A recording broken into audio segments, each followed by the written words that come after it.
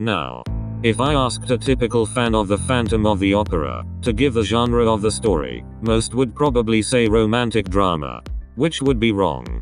Very few seem to know of, or acknowledge, its gothic horror roots.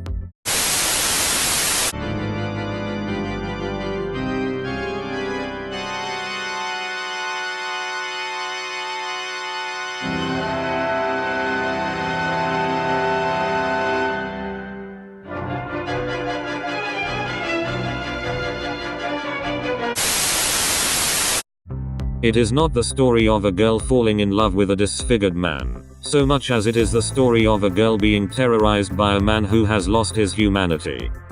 That being said, Victor Hugo's classic The Man Who Laughs is exactly that, a romantic drama about loving someone regardless of class or physical appearance.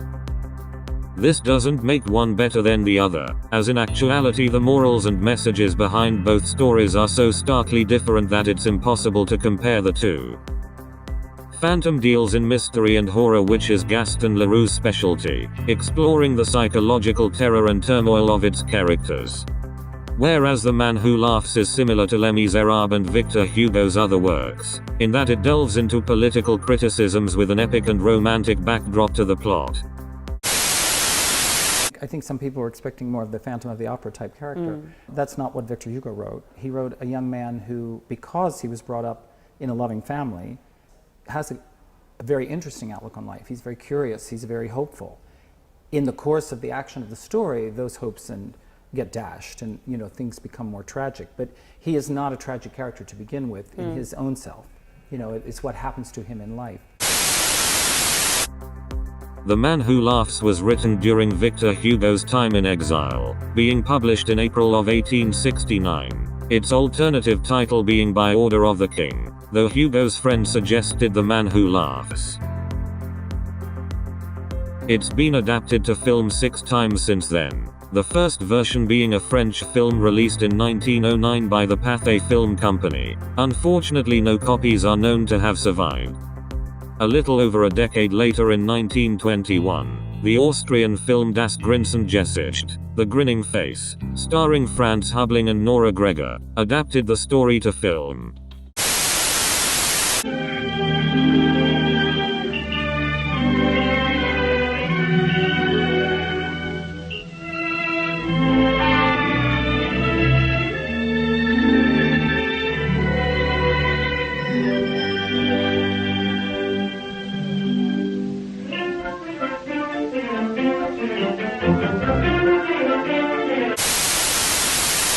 A few years later, in 1928, Universal released the now iconic silent film The Man Who Laughs. This film stars Mary Philbin and Conrad Veidt. This iteration of Gwynplaine is cited as being the inspiration for the character design of the comic book villain, the Joker. Riempio non bene la pancia. Avanti, ora tocca a te, Angelo.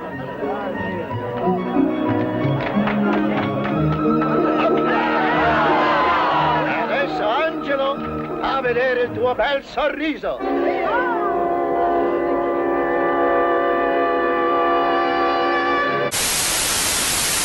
Fast forward to about 3 decades, and the Italian-French film L'Uomo che ride, or its English dubbed title, He Who Laughs, released in 1966, starring Jean Sorel and Lina Sini.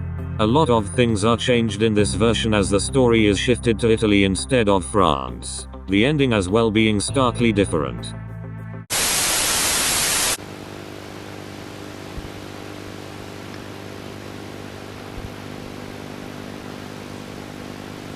Dea, tu sais que je suis très laid.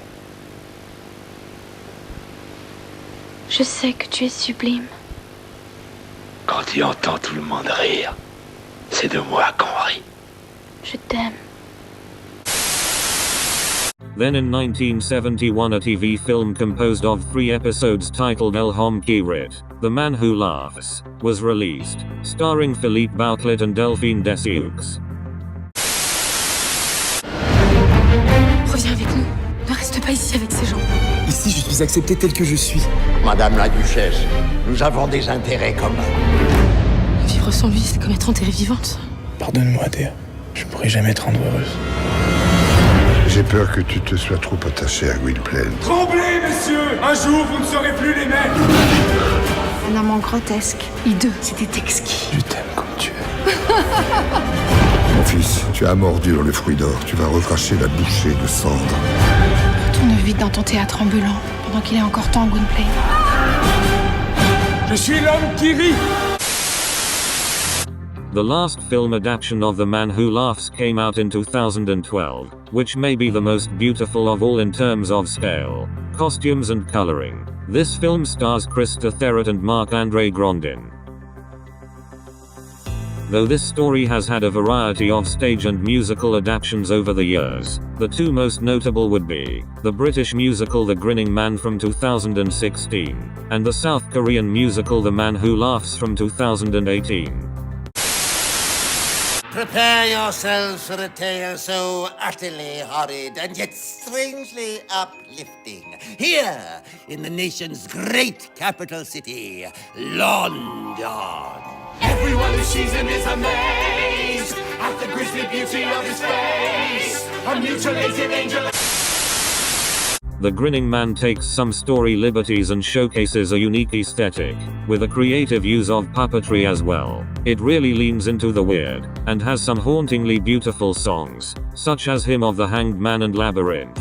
You can find the full score online as well as bootlegs, but I personally haven't yet found a full-length recording. 주인공의 순선 원래 마지막 일단 완수가 시작돼 소문난 공약 청순가련한 여배우 기대해봐 맡겨봐 최고의 전율 공짜 넘는 법 우선 돈만 내고 일단 와봐. The Man Who Laughs appears to be based off of the 2012 film in terms of its aesthetic, Gwynplaine's character being particularly similar costume-wise. Even the musical's poster is noticeably similar to the Korean release poster for the 2012 film. The music is beautiful, and in particular, Gwynplaine's solo The Man Who Laughs at the end is absolutely chilling.